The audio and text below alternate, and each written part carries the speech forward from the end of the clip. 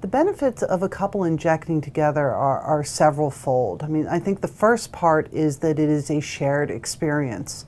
Often, I think one of the hard parts for many individuals, and particularly women, is that sense that the fertility journey is a very lonely one, that it falls very much on them, and that their partner really can't experience it along with them, but both for the good and for the bad parts of it, if you will. The advantage of injecting together as a couple is it now brings the whole process to both of them, that it is a joint project, it's something that needs to be communicated, negotiated, and just feels a little bit less lonely for the woman. I'm doing this all by myself, and a little bit less lonely for her partner, who may feel that they really are just an observer in the whole process. The other advantage for it is just simply reducing stress. It is for the individual woman who needs to self-inject and is very anxious about the idea of taking the needle themselves, then it's somebody else is taking over that burden for them. Or similarly, just taking responsibility for remembering what needs to be done and how it's going to be done. And so it is less of a burden just on one person in the partnership. When couples choose to inject together, I think they give a legacy to their child also. And by that I mean that for many couples it starts their child's story. I mean, we're used to the child's story starting off more with when we went into labor and we got all nervous and we backed over the mailbox, or we got all in a panic and took the wrong suitcase. I mean, those are sort of the stories we often start off our children's baby book, if you will, with. But I think with injecting together, there are even stories to be shared that can be of great benefit to the child. When we decided to start the cycle and we were so nervous and our hands shook, or we were arguing about which end was up when we looked at the instruction sheet. I mean, there's nothing wrong with incorporating that into the child's story, and instead of treatment being an intrusion into the family story, it becomes part of the family story in a lovely way. You were so wanted, so wished for, so worked for, that these were all the things that we did together to make sure you got here.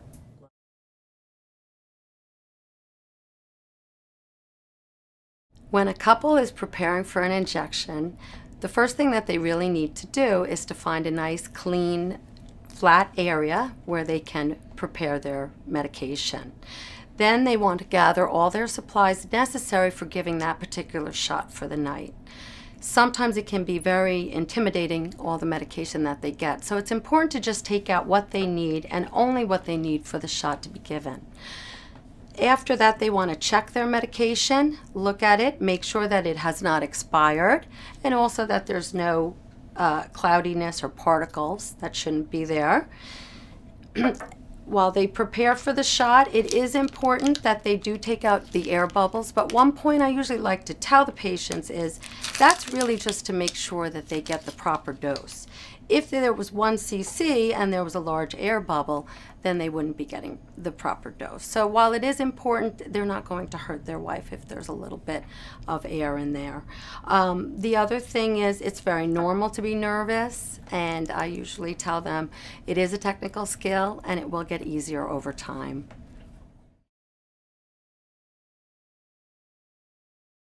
I prepare to give my wife an injection by thoroughly washing my hands, making sure they're very clean, and then take an alcohol swab and prepare the injection site. And make sure I let it dry so that it doesn't sting when I'm giving the injection. Blow on it a little. You blow on it. Then I draw the medication in the syringe and do the deed, give her the shot. And after I cover the injection site with a Band-Aid, I massage it a bit just so that the injection doesn't hurt as much afterwards. And then present her with the gift card for the massage by a professional. So I'll get the alcohol swab out, get that ready, take the cap off the medication. I'll open up the needle. The syringe.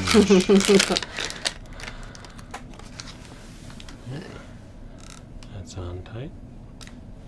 It's a little menacing. Okay, so I'm going to pull it back a little bit to get a little air in there. Okay, push the air out, and I'm going to get 1 cc of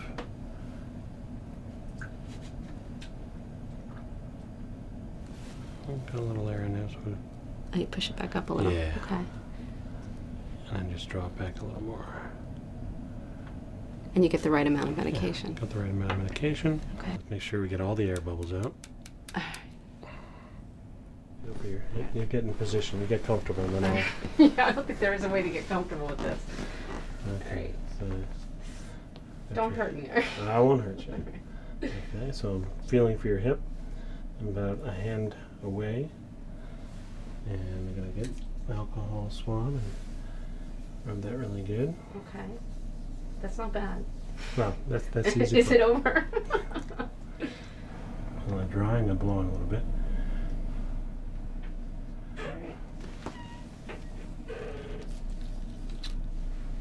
Are you done yet? Almost done. Don't look. Don't look? You can look if you really want. I don't want to look. You ready? Yeah. You ready? Yeah, I'm ready. Go ahead. Okay. All right. That Okay. wasn't as bad as I thought. I'm going to draw back and check for blood. Oh, you're not done yet. Make sure there's no blood. And I don't see any blood. All right. Good Yeah, shot. just try to keep your hand up if you could. Yep. Like that. That's great.